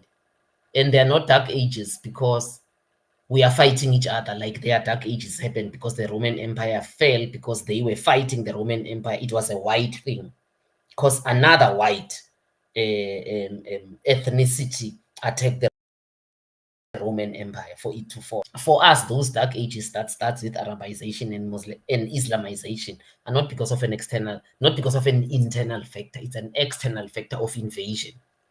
And then it continues in 1400 with Christianization and Europeanization, another external factor of unprovoked invasion. It continues now under neoliberalism and neocolonialism. 2 other unprovoked factors where people feel their culture is so important, they want to enslave us to that culture. Where important, they will enslave us economically so they can develop. Now, I argue that we have been in dark ages from 639 in Africa. It's 2023, 2024 now. Asian that has through religion, through culture, and through the economic structure. Before then, I have counted it in the book. I have recounted it. I think which is what makes it important for Africans to really get this book. Because this is what happened in Africa. Look at the progress in terms of time, my sister Nduku. They also speak of we are now in the what? Third industrial revolution or fourth? Because I know we aren't in any. What is this era called? The fourth industrial revolution? It's the fourth, Narcissus. It's the fourth. It's the fourth. How can Africa be in a fourth industrial revolution when Africa was not in the first? Remember, the first industrial revolution happens after their renaissance. Around where they needed rubber, they needed this, which they got from the Congo and then the Congo and killed them. That was the industry. When they developed machines, it needed. So the industrial revolution that are based on exploiting African resources. That we are in that revolution. The fourth industrial revolution is happening of the Congolese because everything we use on television, in TVs, in news, in this high-tech world found in the Congo. The fourth industrial revolution is happening at the back of a Congolese woman and child who have been displaced from Eastern DRC using Kagame and Museveni, and I know this will get me killed, but it has to be said, using M20, the president of a country owning a rebel movement in another country. And they can't come after me because even the Congolese president finally has said this on television. I've been saying it from around 2016 without being backed up. Now, how are we in an industrial revolution that's happening at the exploitation of one of our own? You know, Eastern DRC had to be emptied, literally. That's why M23 is ravaging and displacing communities and expelling them from there so that the pillaging can go on without being recorded, so that they peeped through Kigali and then we say Rwanda is developing at the expense of Congolese. So how are we in this revolution? Somebody must break it down to me properly. We are in this revolution because what part of a cell phone is produced by an African company? What part of a laptop is produced by an African company? What part of a television? What part of this high tech we are in? What part of AI is produced and owned by Africans? So how are we exactly in this fourth industrial revolution? By being users, by being using. He says we are not producers, we are what? If you don't produce, then you are a user. But there's a nice English word, my brother Oladele. Consumer. Yes. We're consumers. Yes. How are we in this fourth industrial revolution? Through consumption. And the resources being taken from us to make the revolution, make Europe rich and China rich. Like it happened with the first. It was the resources were taken from us to build Europe up. How are we in these revolutions? I don't like it when people count time as the West counts it. That's not your time. Buy the book, read the book. You will find your timeline in the book as an African. Wow. And I like that Mama Khanyisile says that because she really does break down the timeline in the book. Like there's a section of the book where she straight up has a table that breaks down the timeline with what was happening. And it's amazing because she has columns where Europe and Nsi Ubuntu. And while Europe is doing nothing, you can see all this development and all this progress in Insia Ubuntu way before Europe does anything. But even, let's use their terminology because that's how people will understand. Let's go to BCE, before the Common Era or before Christ. And you say Nubia, which I have argued in the book is the longest surviving empire. Nubia civilization is found in Nubia around 12,000 BCE. Remember that they count that down. And then around 4,500, you find the Kemetian one, which is why we argue that Nubia gave birth to Kemet. You do realize in all that period, we don't have a single white civilization on earth that we can put a finger on. The Greek Empire has not come. Yes. Wow. The Greek Empire has not come. So when we say we are the oldest race on earth, we are not just saying that to pump ourselves up and make ourselves look good. Look, the timeline will show you, as Nduku says. I have a period where I say no whiteness on earth, but I can show you how many African kingdoms will be when whiteness bam onto the earth. So no, man, love of self, honestly. Yeah, that table made me very happy. I was like, oh, see, they don't even exist, and we are doing all kinds of things, and they don't even exist.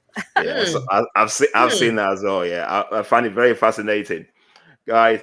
When you basically get the book, you got to go to that section because you basically, and it gives you a self of self-worth, knowing that you existed before these people came. That what do they call them? Johnny come latelys.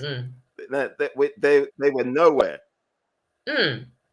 Sorry, my brother. It also makes you see why we can't count time as they count time. Yeah.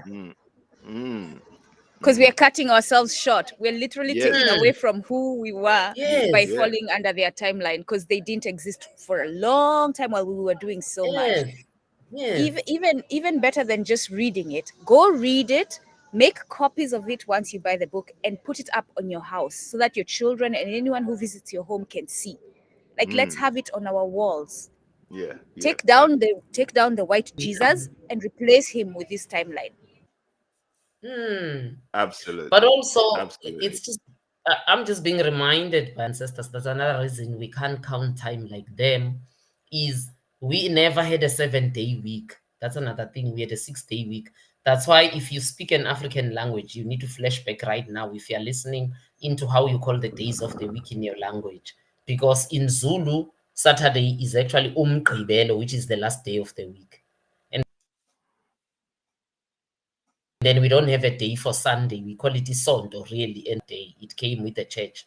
And then we have Monday, we call it first day of the week, Umsombuluko. Tuesday, it's called second day of the week, Ulesibili. Wednesday is called Ulesithathu, third day of the week. Thursday is called Ulesine, fourth day of the week. Ulesihlanu is called Friday, fifth day of the week. Then we have Umgqibelo, last day of the week. We ran on a 6-day week. We never ran on a 7-day week. That's very interesting you say that, Mama Khanyisile, because as you speak, and this is the beauty of sitting with you, which is why I was yearning for it. As you speak, I'm looking, because myself and my comrades that are working with us are looking into Kiubuntu, which is erroneously known as Kiswahili, and taking away the infection that is predominantly Arabic in it. And I see in the counting of the week and days of Kiubuntu, the Arabic infection. And you can see it, number one, because we have a 7-day week, right? But Juma, which is week, is Arabic. But also in there, they say the first day is Saturday, the second day. So they try to fit into the African culture, but they still bring their infection. The second day is Sunday. And for them, they do it that way because guess what Friday is? Right? We know what's it called? Juma is their holy day. That's the day they go to the mosque and all that. They observe silence and all that, right? And therefore, even in Kiubuntu, we're gonna have to change that to cleanse it from the infection. Yeah. So I'm gonna disappear just for a minute. I need a body break. Just continue the conversation. I won't be longer than a minute. All right, good. So Oladile, we have so much work, and we need so many of us to get on the ball with what we need to do. It's interesting. I was having a conversation with a friend recently, and they were telling me to continue doing what I'm doing because a lot of our elders right now are exhausted, and I don't blame them, because I'm thinking about what I'm going through, what you're going through, how exhausting it is, how stressful it is, how many times we are kicked down, especially by our own. Kick us down because of the work we are doing, and we have to always pick ourselves up. They don't pick us up. They don't help us pick ourselves up. We have to find the healing and pick ourselves up. So it's very draining spiritually, this work. Yeah. It's very draining. And I understand why our elders currently are exhausted, and it's upon us now to continue the work. So, Oladile, your thoughts? Yeah, we are here for this times like this. We're not, it's no coincidence that we're here. This is the work that we are meant to be doing. We find each other because we knew, our ancestors brought us together, and we're looking for, we find like-minded people who are thinking the same way. And as you can see in Africa today, there's an awakening going on. So it's no coincidence that we're doing this work, we're saying what we're saying, because there's a mindset shift that's happening. So the work needs to be done. And unfortunately, and I'm unapologetic about it, not everybody's for this journey. Too many of us, like, we've been so indoctrinated into the system that the trinkets and the cars and the houses, that's basically what glorifies a few people. Good luck to you. But the consciousness and the awakened, we need to look beyond that, because it's upon us. And that's a responsibility. I'm talking about the eldership process as well. It's upon us as eldership. Basically, that's eldership being responsible. We have to push forward. So those who are on this journey, like us, we need to find each other. We need to actually bind together. We need our Ubuntu. And this is the most important time we need Ubuntu. Because, like I said, this journey is not for everybody. But there's a few of us who are going to keep going, and we're going to keep doing this. And those who see what we're doing with integrity, with honesty, we're open book, and we're going to keep doing it. And we're going to keep doing the work. And that's what we're here for. My sister. One last question, Mama Khanyisile, because we're almost at that time of wrapping. In fact, we're a little over. Yeah. What is Afro gender, and how different is it from feminism?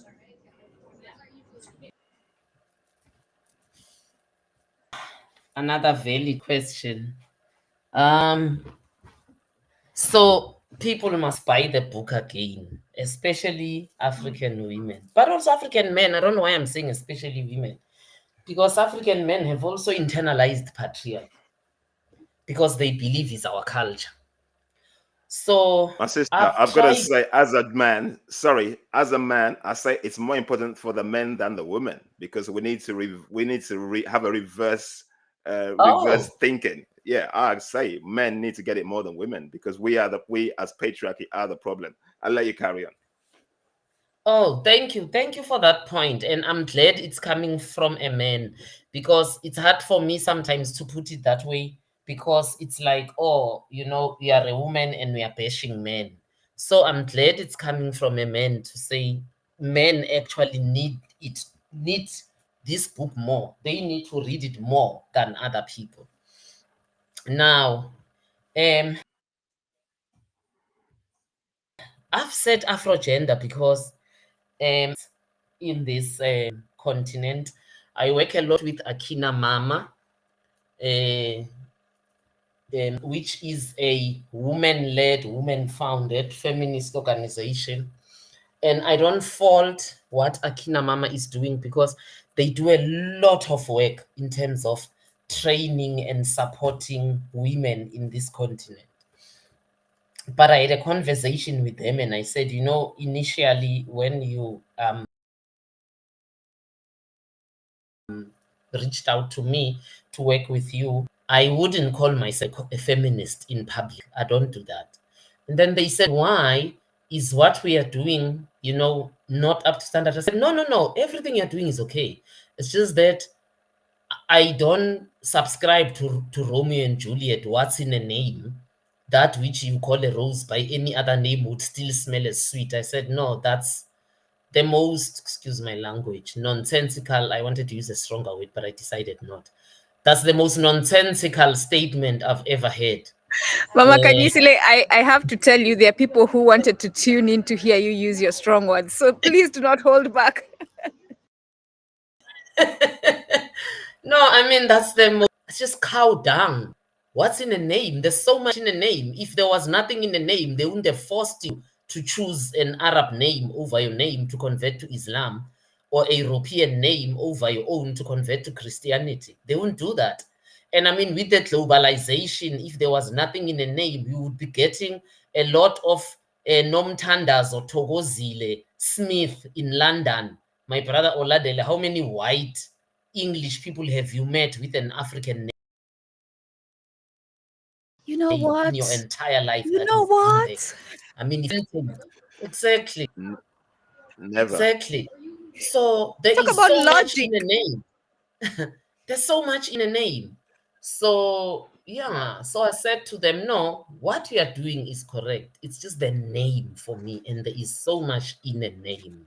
Because feminism is a fact, it's historic, it's documented, is a conceptualization that has come up with white women. It is Western. And for them, the tenets are equality of the genders. And for us, of restoration of our culture, of decolonization.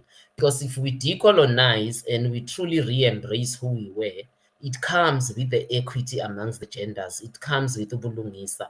If we leave religion and we embrace spirituality, it restores the equality of the genders and the equity in the treatment of the genders.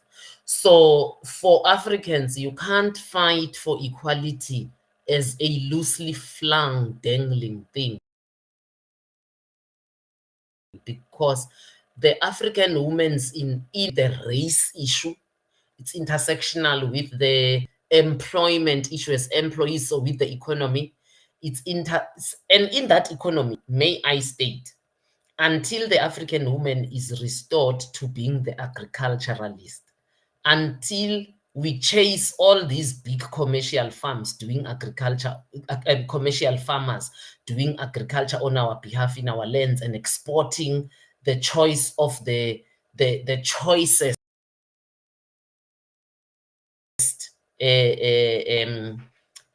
choicest harvest to Europe cash and crops. giving us substandard. Yes, until we do that and we put the African women back into agriculture as they were, the world will continue to be barren. Because remember, we were the agriculturalists. We can take seed and germinate it into life. And so until that happens for us, that's what Afrogender is. Also, the other intersectionality, until we put the African women back into spirituality and not let men rule spirituality as they are doing equality. So the whole Afrogender concept is spiritually based. Feminism, I don't know, it's just social justice.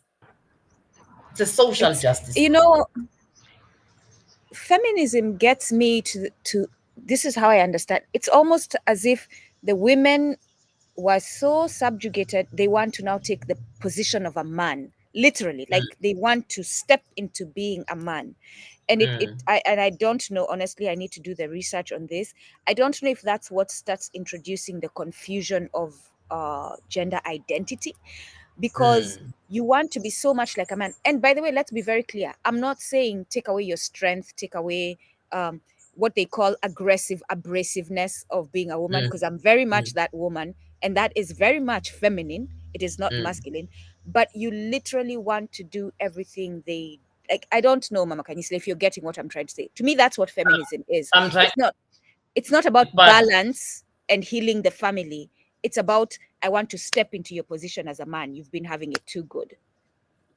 you know, if you want to understand that, understand it with the race. Our so-called first leaders who took the reins during the so-called Declaration of Independence. That's why we can count the ones that were genuine. That's why we stand and we say, and I do this in meetings where I say, Viva, long live the spirit of Kwame Nkrumah. People answer, long live the spirit. Nyerere, I'm not so sure. I have my issues with Nyerere, and I know Tanzanians would kill me, but I have my issues. I don't know why you had to kill other ethnicities for so you could have done both.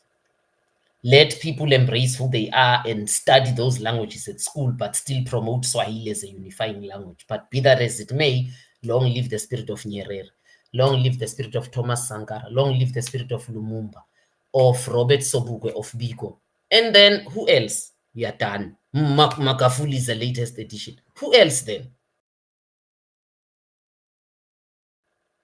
Who else? We have 54 countries.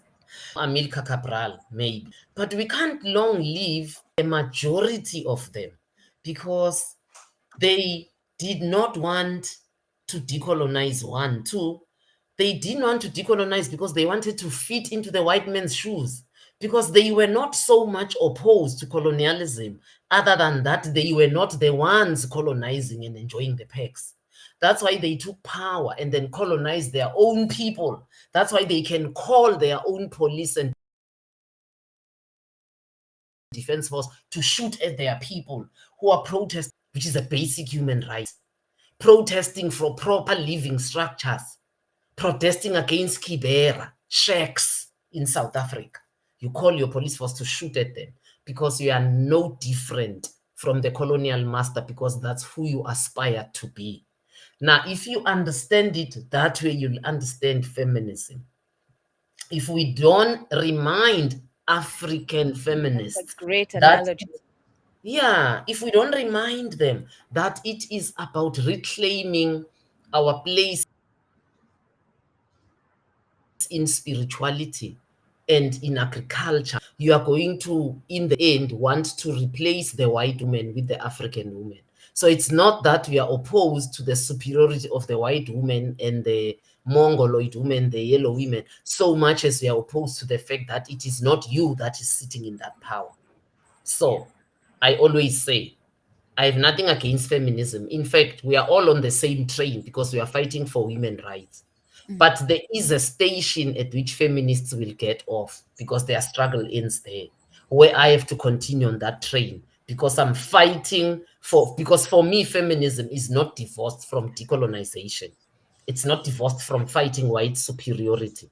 It's not divorced from fighting white superiority in global politics. It's not divorced from fighting white supremacy in the global financial architecture.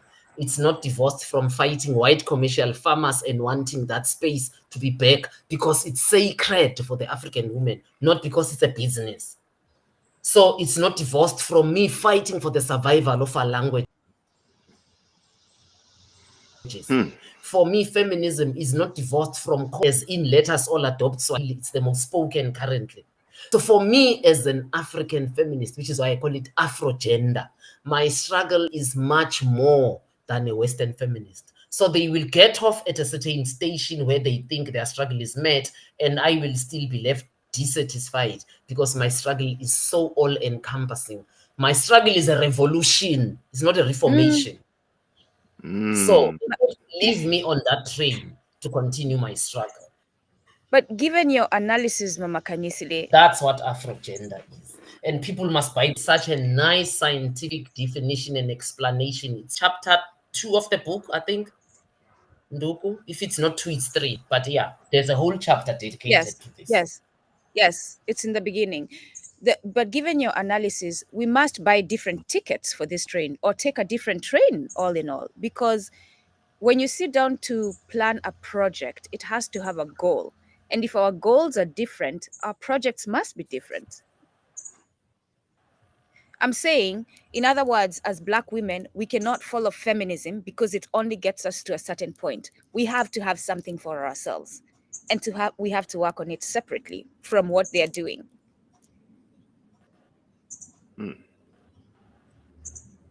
Is Mama Khanyisile there?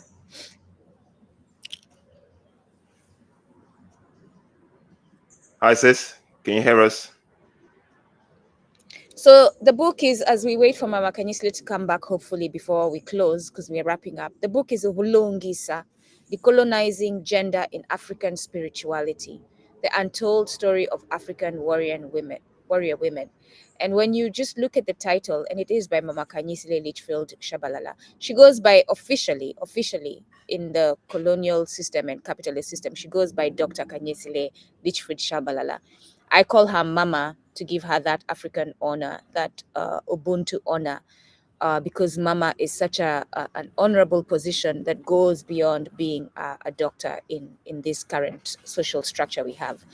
But just the title is showing you how much is in that book. And literally, having read the book, the title is encompassing of everything that is in the book.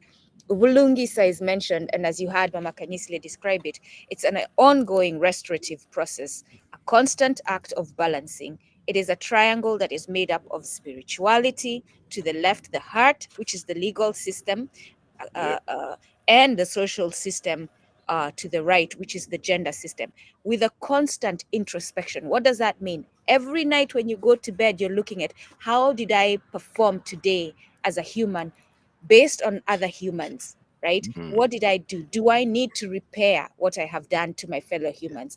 Do I need to improve on how I am showing up? Like, that is somewhere we all, including myself, need to start getting to. And that's the Ubulungisa. So every night you should sit with Ubulungisa. Let's start making things make sense to ourselves.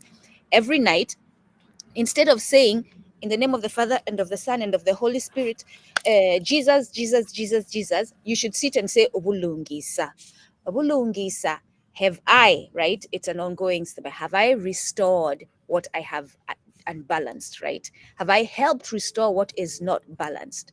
Have I constantly continued to create balance? What am I doing to constantly create balance? For us, the imbalance is we have been detached from our spirituality. From ourselves. We don't love ourselves, right? We don't have we are not writing our stories ourselves. So what do we do to balance? We do those things that we are not doing. We start loving ourselves. We start reconnecting with our culture.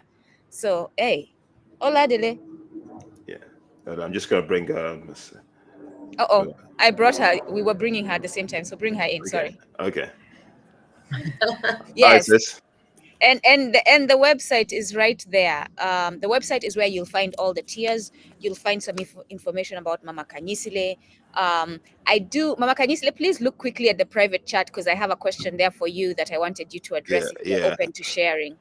And please support this book. The precedent we are going to set. Bongi ya Ubuntu is supporting Mama Khanyisile in this effort with the help of our brothers at the Imaginal Kebulan and a whole community that is coming together. Like I mentioned, Mzee Chekole Kasahun, who is of the African World Press. They're supporting us as well. This journey started a long time ago. If you go to the previous sessions, you'll see the story that I gave of how this journey started.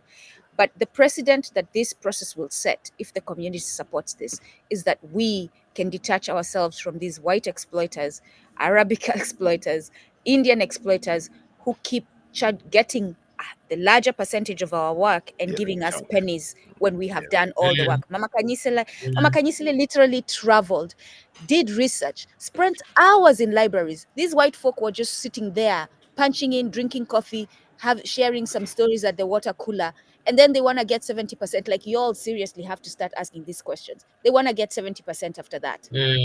Come on now. Mama Khanyisile. Are you open to share? Can you see the question, sis? Where's the question? I can't see. I was trying to look at the question. On the private chats. Oh, it says private chat to your left, Mama Khanyisile, right on the bottom there. It's regarding your recent visit to our friend. Do you want to share that?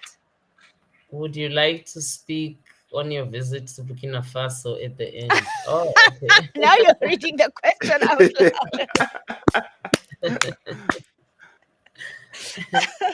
loud. Yeah. Okay.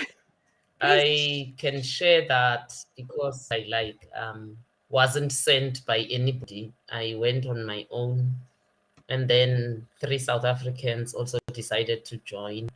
A Kenyan was with us also. It was such an eye-opener, I think. For starters, I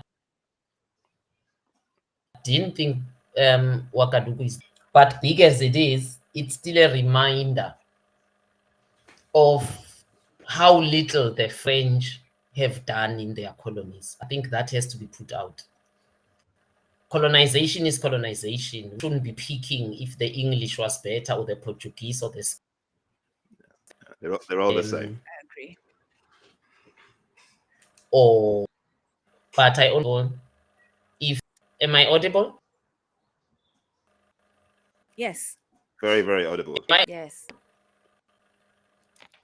So I always say to people, if a gun was put at my head, I was forced to choose different colonialisms, I would certainly never pick the French. The most ruthless, the most racist. They've done nothing in those colonies. When we in Africa, we count.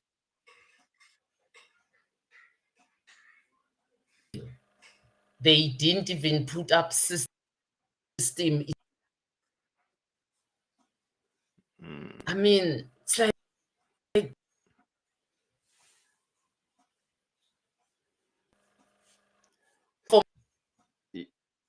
you're cussing out, sis. Yeah. I think she's got some connection issues. Let me tell you all what's happening in South Africa now that I have a quick moment to vent before Mama Khanyisile comes back. Now that the elections are gone, load shedding is back, by the way. This is the trifling situation we are all sitting in and agreeing to go along with. Please bring Mama Khanyisile back. Yeah. Africans, let me say something to you all, because I am one who says you don't need love, you need yelling too. We need to awaken.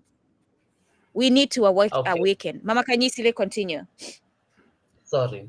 Yeah, so like the whole world is against him. I was counting, I don't know if that was audible to only a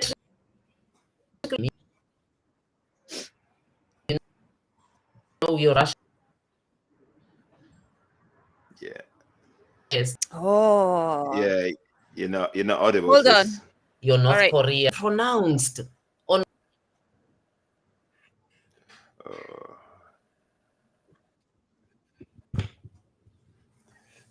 It's okay, Oladele. It's okay. Yeah. It's okay. Let's give it a minute.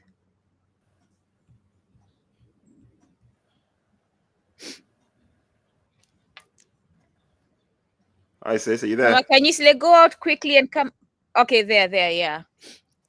You know what? Maybe we'll do a session with you where you share it. Yeah, let's do this. Let's do this some other time, actually. Let's do a session on a collaboration session and talk about Burkina Faso. Mm-hmm.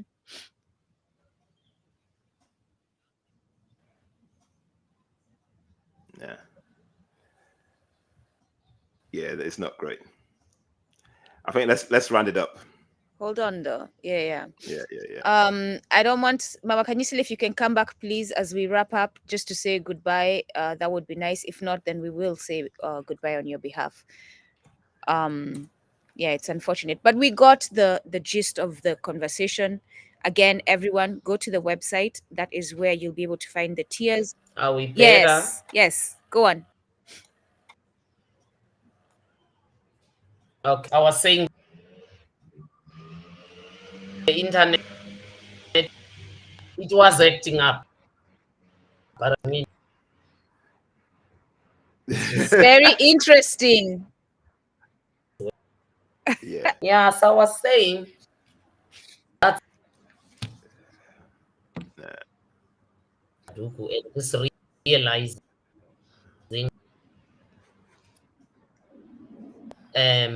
lies ahead.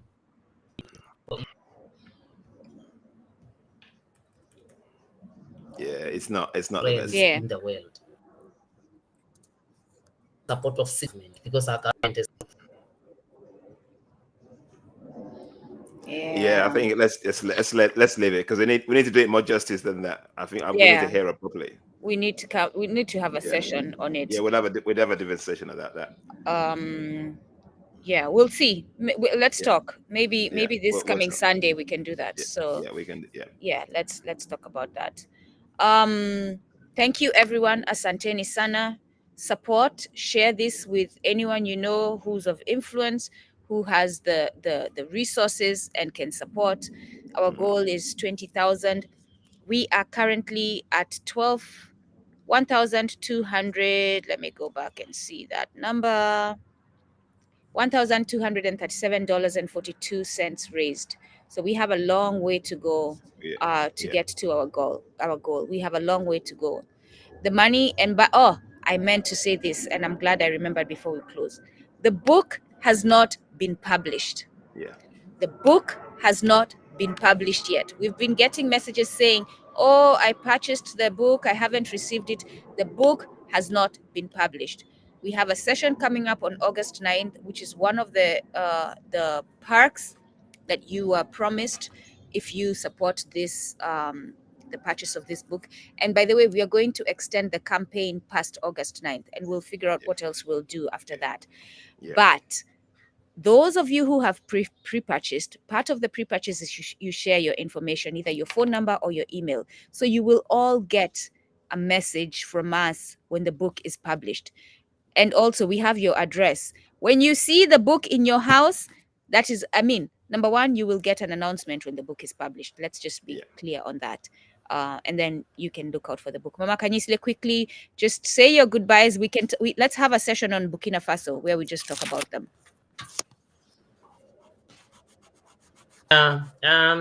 Thank you so much. Episode.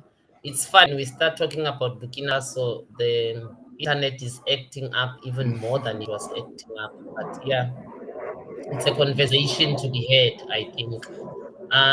Let's try and fit it in this week somehow, because I won't be in this particular house. I think for this week there'll be better connection. So yeah, let's try and fit it in. But overall, we'll find a date in this, definitely this week. Yeah. Yes, thank you for the people who tuned in, and yeah, please buy the book. We keep, it's not our sakes, because we have read what's in the book. We know what's in the book, but we know that as it was liberating us, as we were writing and reading, it will liberate you too. On that note, I'll say thank you very much. Thanks for joining us. In the next couple of hours, we're back on. We're talking about IT, technology. How do we control our own cybersecurity? We're talking about solutions, guys. We go out of our way to actually seek people who have the systems in place that we can actually copy and manifest. Because as Africans, we need to control everything about us, and we can't keep looking outwards. We need to look inward. So we're talking about IT, technology, cybersecurity, anything tech related. Our next guest is going to basically feed you in. So the next couple of hours are coming back on another Akebulon Awakening series. For this one, we say thank you very much. Eshegon, ekudede weyo, atimari imba eshegon. I love it when you speak Yoruba. Mama Khanyisile, any last words? Yeah, I think my last words is the next session we are going to have.